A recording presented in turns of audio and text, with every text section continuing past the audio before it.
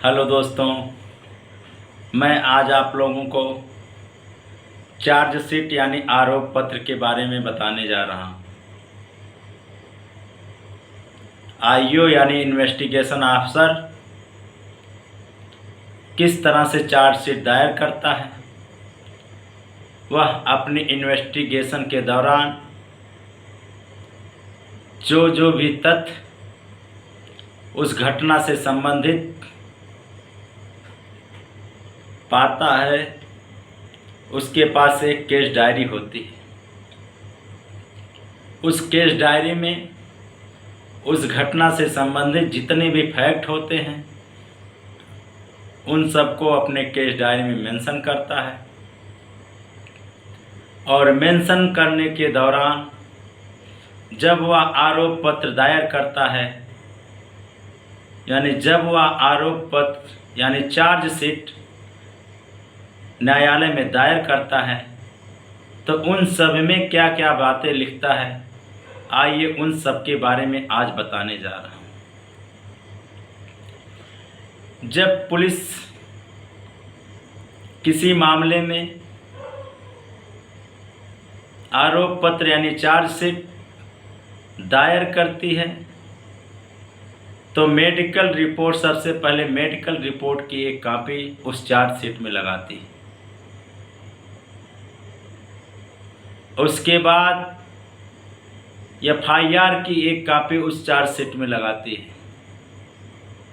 और उसके बाद यदि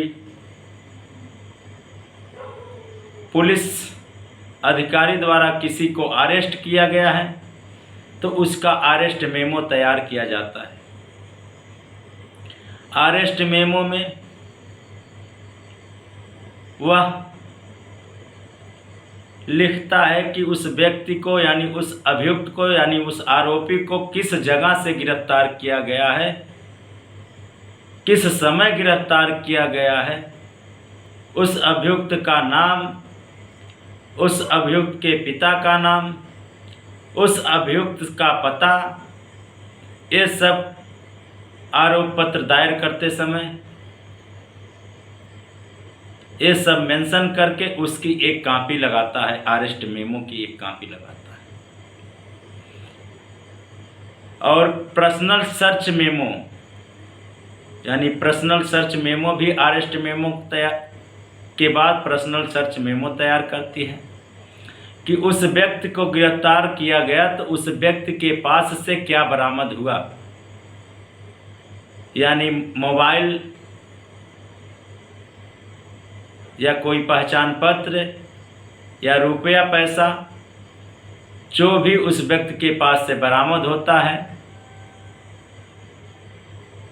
चार्जशीट यानी आरोप पत्र की दायर करते समय पर्सनल सर्च मेमो जो बरामद होता है उसकी भी एक कॉपी उस चार्जशीट में लगाती है।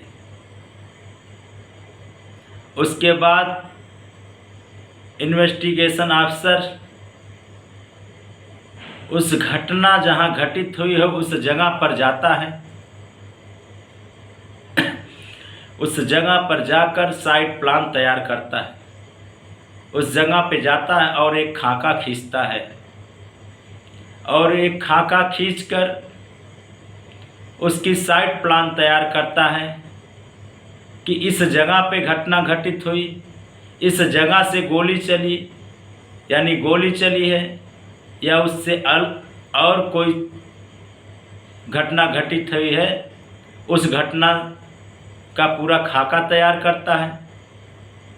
और उस घटना की जगह का वीडियोग्राफी कराता है। उस घटना का जो खाका तैयार करता है, उस घटना का जो वीडियोग्राफी कराता है, चार्जशीट दायर करते समय यानी आरोप पत्र दायर करते समय उसकी भी एक कॉपी उस आरोप पत्र दायर करते समय उसमें लगाता है। अगर आरोपी को गिरफ्तार कर लिया गया है तो उस आरोपी की टीआईपी परेड यानी टेस्ट आइडेंटिफाई परेड कराती है। उस आरोपी और उस आरोपी की तरह 8-10 लोगों को ऐसे खड़ा कर देती है और उस गवाह से कहती है कि आप पहचान करो इसमें से कौन अभियुक्त है जिसने वह अपराध किया है, जिसको कहते हैं TIP परेड, यानी टेस्ट आइडेंटिफाई परेड। उसकी भी एक कॉपी उस चार्जशीट दायर करते समय उसमें लगाती है। किसी को अगर उस घटना से संबंधित जानकारी है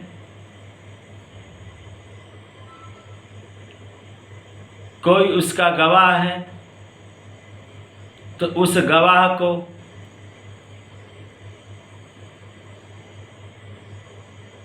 पुलिस लिखित में आदेश करके थाने बुलाती है। जो लिखित में आदेश होता है वो CRPC सेक्शन 160 यानी दंड प्रक्रिया संहिता की धारा 160 के तहत लिखित में आदेश करके उस घटना से संबंधित जितने भी गवाह हैं उन सबको पुलिस थाने बुलाती है और पुलिस थाने बुलाकर 161 का बयान लेती है, यानी दंड प्रक्रिया संहिता की धारा 161 का बयान, जिसको कहा जाता है कि 161 का बयान पुलिस के समक्ष की जाती है। वह 161 का बयान जब लेती हैं, जितने भी गवाह जो भी बात बताते हैं उन सबको वह लेखबद्ध करती है। जितने भी गवाह उस घटना से संबंधित है वह सबका बयान लेती है और बाकायदा लेखबद्ध करती है। उन सब का बयान लेखबद्ध करने के बाद चार्जशीट में उसकी भी एक कॉपी लगाती है और उस घटना की जगह पर जो जाता है वह पुलिस अधिकारी वहाँ पर जाकर सीजर मेमो तैयार करता है, यानी उस घटना में जो भी चीज़ें प्रयुक्त हुई हैं उन सब को एविडेंस यानी साक्ष्य के तौर पर कलेक्ट करता है और वहीं पर सीज करता है, जिसको कहा जाता है सीजर मेमो। उस घटना में जो भी प्रयुक्त हुआ है, या चाकू प्रयुक्त हुआ है, या कट्टा प्रयुक्त हुआ है, या पिस्टल प्रयुक्त हुआ है, उस घटना से संबंधित जितने भी एविडेंस है सबको कलेक्ट करके वहाँ सीजर मेमो बनाकर उस सबको सीज करके वह भी चार्जशीट यानी आरोप पत्र दायर करते समय उसका भी जिक्र करती है और उस सबको साक्ष्य के रूप में भेजती है। अंत में यानी कन्विक्शन रिपोर्ट दायर करती है कि उस अभियुक्त के खिलाफ जिसके खिलाफ आरोप पत्र दायर किया जा रहा है कौन कौन से अपराध लगे हैं, बाकायदा मेंशन रहता है। जिस सेक्शन मान लीजिए जिस सेक्शन में वह अपराध किया है उस सेक्शन को बाकायदा मेंशन करती है चार्जशीट यानी आरोप पत्र दायर करते समय। अब आइए मैं आपको बताता हूं कि 10 साल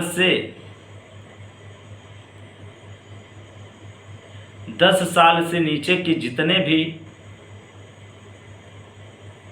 अपराध होते हैं, यानी जिस अपराध में 10 साल से नीचे की सज़ा होती है उसमें पुलिस द्वारा 60 दिनों के अंदर चार्जशीट पेश की जाती है और 10 साल से ऊपर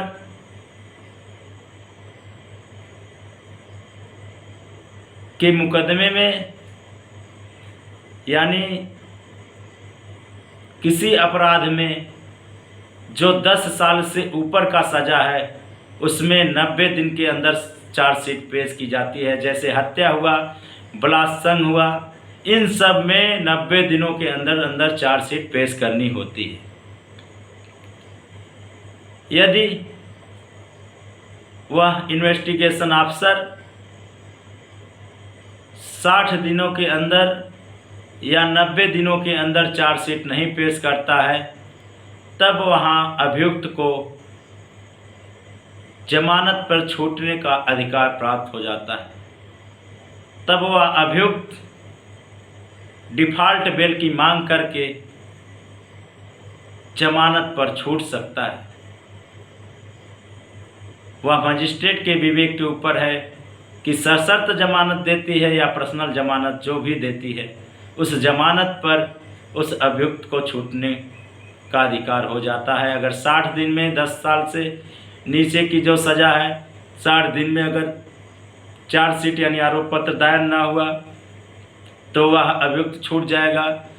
और गंभीर प्रकृति के अपराध में जैसे हत्या, बलात्कार, इन सब में अगर 90 दिन के अंदर चार्जशीट पेश नहीं हुआ तो वह अभियुक्त डिफ़ॉल्ट बेल लगाकर जमानत पर छूट जाता है।